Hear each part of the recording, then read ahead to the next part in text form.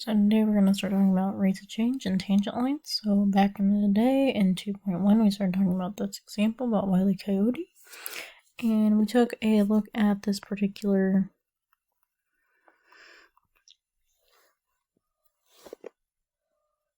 equation.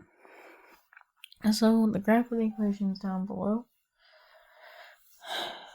So it says we need to find the point on the graph which corresponds to Wile's position at t equals 0 and t equals 5. Well, at t equals 0 would be this point right here. So that would be at 100, 200, 300, 400, 500, 600, 700, 800, 900. And then at t equals 5, 2, 3, 4, 5 should be at 5, 500. Alright, so that's not too bad. Alright, so now it says draw the line that passes through these points and find the slope. So what does this value mean? Alright, drawing the line that goes through these 2 points. Okay, and now we just need to find the slope. So slope is still change in y over change in x.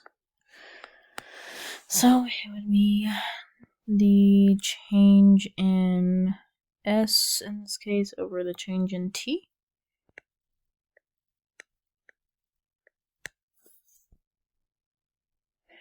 So that would be, in this case, 900 minus 500 all over 0 minus 5, which should be negative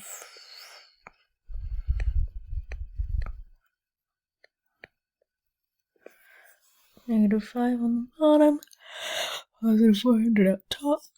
So all in all, I should get negative 80. So what does this negative 80 value mean? Well, that means that I am falling, because it is going down. It's still talking about position. And then, because I am going from a position function and finding the slope of a position function, that's actually what we consider the velocity. And we will talk more about how that relates to each other later. We'll talk about something that I refer to as PVA, I think actually starting next chapter. Alright, so the line we just drew on the graph is called the secant line. A secant line through any 2 points on a curve. Like we just did on this example, we can always think of the average rate of change as the slope of the secant line. To find the slope of the secant line above, we just divided the total change, which was s, or ns, by the total change in t. To find the average rate of change in the position, aka the velocity, we found the total change in position by dividing by the total change in time. We were able to find Wile velocity for any period of time for the exact same procedure above. So do we remember the problem that we had to find velocity of poor Wile E. Coyote at the exact moment in time? If we wanted to find velocity at exactly 5 seconds, we tried to determine the average velocity using values that were very, very close to t equals 5. Alright, so up here, we plugged in 0, we plugged in 5. Alright, and we got negative 80, it was in feet and seconds. So we were falling at 80 feet per second there. So if we find the average velocity of t equals 4 and t equals 5, we need to graphically show this above, so I shouldn't have scrolled quite down yet. Alright, so graphing that and doing a little bit of algebra, I plugged in 4 to see what my actual point at 4 would be. I drew my tangent line in red. So now just finding that change in y over change in x. I should get 644 minus 500 all over 4 minus 5, which should give me 144 over negative 1, aka negative 144. That just means I am falling at 144 feet per second. going to do the same thing for t equals 4.5 and 4.9 here in a second.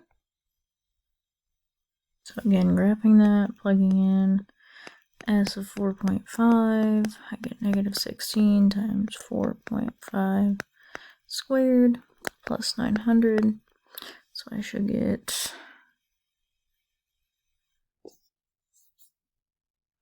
576. So I should get 576 minus 500 all over 4.5 minus 5, which should be 76 divided by 0.5, which all in all should be 154. Oops, that should be negative. That should be negative because I'm still falling. 154 feet per second. And last but not least, let's go ahead and plug in 4.9. Alright, so plugging that in, I should get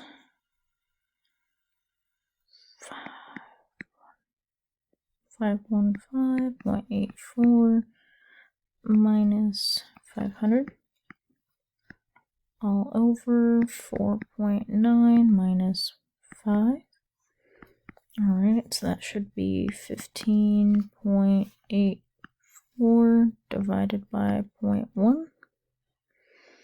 So multiplying that by 10 should be 158.4. It should still be negative because I'm still falling at 158.4 feet per second. Alright, so what do we think the graphical interpretation of velocity at 5 seconds is? Well, now that I'm almost straight up and down with my lines, I do think that I'm getting closer and closer and closer to this value of maybe negative 160. Because as I'm getting closer and closer and closer, my values start to change smaller and smaller. As far as my y values, or my velocity answers go. So as I'm getting closer and closer and closer to 5, it starts slowing down as I add more decimal points. Alright, so that's that example.